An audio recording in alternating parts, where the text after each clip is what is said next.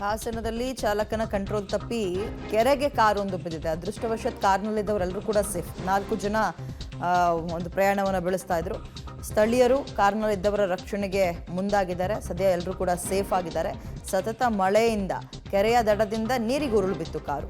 ಸತತ ಮಳೆ ಬೇರೆ ಬರ್ತಾ ಇರೋದ್ರಿಂದ ಹಾಸನದಲ್ಲಿ ದೊಡ್ಡ ಅನಾಹುತ ತಪ್ಪಿದೆ ಅಂತಲೇ ಹೇಳ್ಬೋದು. ಸದ್ಯ ಸ್ಥಳೀಯರು ಬೇಗ ಗಮನ ಕೊಟ್ಟಿದ್ದಕ್ಕೆ ಬಚಾವ್. ಎಲ್ಲರೂ ಕೂಡ ಕಾರಲ್ಲಿ ಇದ್ದವರೆಲ್ಲರೂ ವಿಂಡೋ ಓಪನ್ ಮಾಡೋದ್ರ ಮುಖಾಂತರ ನೋಡಿ, ಅಲ್ಲಿ ಎಮರ್ಜೆನ್ಸಿ ಇತ್ತು. ಆ ಸಂದರ್ಭದಲ್ಲಿ ಎಲ್ಲರೂ ಸೇಫ್ ಆಗಿದ್ದಾರೆ ಸದ್ಯ.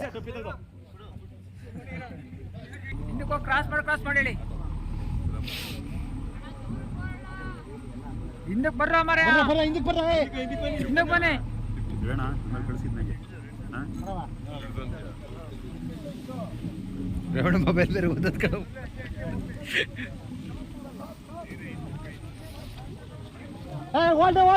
ನೀರ್ ಖಾಲಿ ಹೇಳ್ತಾರೆ. ನೀರ್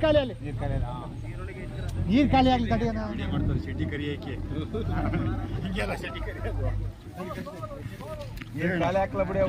ಕಾರನ್ನು ಕೂಡ ಮೇಲಕ್ಕೆತ್ತೋ ಕೆಲಸ ಆಗ್ತಾ ಇದೆ. ಅಲ್ಲಿ ಹಾಸನದಲ್ಲಾಗಿರುವಂತಹ ಅವಾಂತರ ಇದು.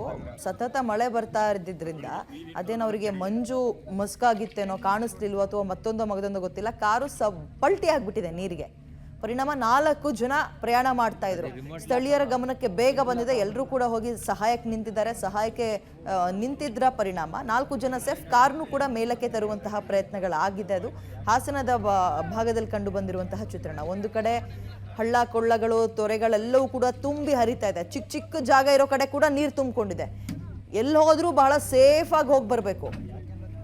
ಅದರ ನಡುವೆ ಈ ರೀತಿಯ ಒಂದು ಆಕ್ಸಿಡೆಂಟ್ ಆಗಿತ್ತು. ಸದ್ಯ ಎಲ್ಲರೂ ಕೂಡ ಸೇಫ್ ಆಗಿದ್ದಾರೆ. ಕಾರಿಗೆ ಯಾವನು ಬತ್ತಲ್ಲ ಮುಟ್ಟಕ್ಕೆ